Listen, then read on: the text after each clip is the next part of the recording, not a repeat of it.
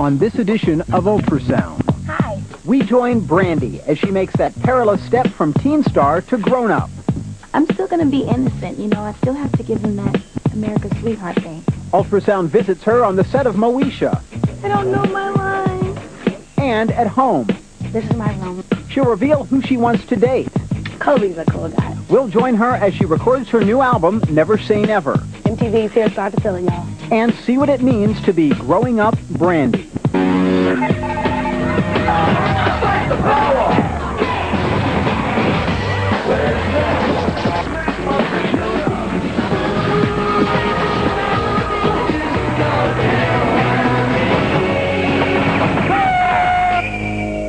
All my life, people have really doubted my talent. Took me so long to get a record deal. People said, you know, you're not a Whitney Houston, you're not a Janet Jackson, we don't want you. And I think I've done a good job at proving people wrong in a very classy way of doing it. Not saying, I'm this and I'm that, and you turn me down now, look at me. It's not like that. But I don't have to say that. They see me on television. They just see me and they say, wow, you know, guess we were wrong.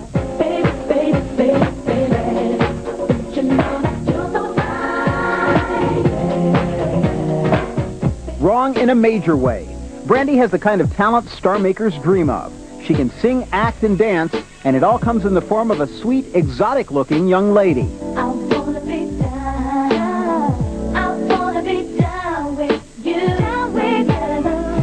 Brandy's 1994 self-titled debut album sold 4 million copies and yielded 3 top 10 hits. I felt really, really loved by America. For 3 seasons, she has starred in her own sitcom, Moesha. I'm ready to show the world that maybe one day I can be an actress. She just landed her first feature film role in the hotly anticipated sequel, I Still Know What You Did, last summer. I really, really, really want to be a movie star. I'm really excited to be working with her. I think she's going to do a great job. I think she's incredibly talented, and I hope that she and I will become like best friends. And she recently signed to the Wilhelmina modeling agency. Modeling is all in the attitude, and I think I have the correct attitude. You know, if I'm doing a Noxzema ad, I'm going to act like I have a pimple, you know? Too many times, drugs, alcohol, problems with the law, or a simple fade into obscurity have written a premature end to a teen's successful start in show business. At 19, Brandy has so far been successful in dodging such pitfalls. I've avoided the difficulty of being a child star because when I come home to my family and my friends, I'm not Brandy. You know, no one in my family treats me like I'm a star. That means if I have food, I have to go downstairs and take my plate to the kitchen, empty it out, you know, wash it out and put it away. Come on, Larry. The biggest challenge is being 19, meaning having a normal life. Sometimes I just want a normal life. I want to wake up and not do anything. I think I'm getting a new car for my birthday. I'm not going to have time to drive my car, only to the studio. So that's the only time I'm going to be able to enjoy something that I've gotten. And it's kind of hard being 19, but I wouldn't trade it for the world, my career.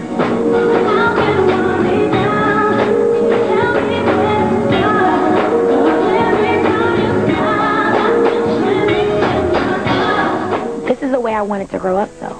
I wanted to grow up as a celebrity because I really wanted to be somebody growing up. Brandy is definitely at the forefront of the current wave of teen acts to hit it big in music. But there was another teen wave dominating the charts 10 years ago, and very few of those artists were able to sustain post-pubescent pop success. I'm not scared of transforming into a, teenage to an adult because I've grown up in everyone's eyes. You know, when I was 15, I was 15. When I was 16, 17, people saw me change. She may sound fearless now, but that doesn't mean she hasn't taken her knocks.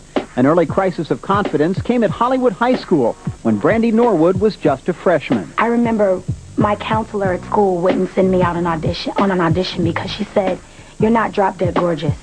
And that kind of like hurt my feelings so bad. That was so hard for me to get over because all the girls were going to this big audition, and I was so excited about it. I knew I was a dancer, I was a singer. I just knew I could just get the part because I was just so ready to be a star, you know. I wanted it so bad. And she says, you're not going because you're not drop dead gorgeous. And I said, but what about my talent? What about what I have inside of my heart? That's not going to work in Hollywood. I didn't go on an audition till like a year later. I didn't want to go. I didn't feel the need to go. But I got an agent and I started doing things, but I wouldn't get casted for any parts. And I thought that was the reason why for a long time. I thought that was the reason why, but I overcame it and got a good makeup artist and a good hair person. And I guess, you know, it worked. Brandy also credits her idol Whitney Houston as an inspiration. How will I know if he really loves me? It was How Will I Know. And she did a lick at the end, and I said, that's my favorite singer. I want to be just like her. She did like a weird, I think she went, how will I know? How will I know? And when she did that, I just went totally off. After banging on many closed doors, Brandy was signed to Atlantic Records when she was 14 and released her first album a year later. The hit soon followed, and many began to label her life a Cinderella story. I worked just as hard as Cinderella, you know, and one day it just, you know, everything came to me and, you know, my dreams came true. And I think people do think that about me. But then again, I'm not her. I'm not Cinderella.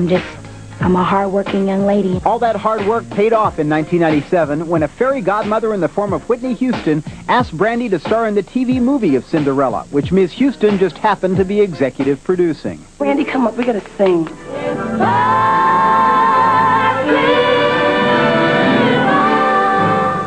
Cinderella was a rating success, but it did raise some eyebrows with its non-traditional casting choices. Love has no color. Love is colorblind, and it doesn't matter. And the prince was Asian. You don't see that. You don't see Asian princes. You don't at all. And that made a huge impact. A lot of people liked it. A lot of people didn't. But the people who didn't like it, they think about it. And what about a real-life Prince Charming? Stay tuned for Brandy's thoughts on Wanya Morris and Kobe Bryant, coming up next. I don't know if Kobe still wants to take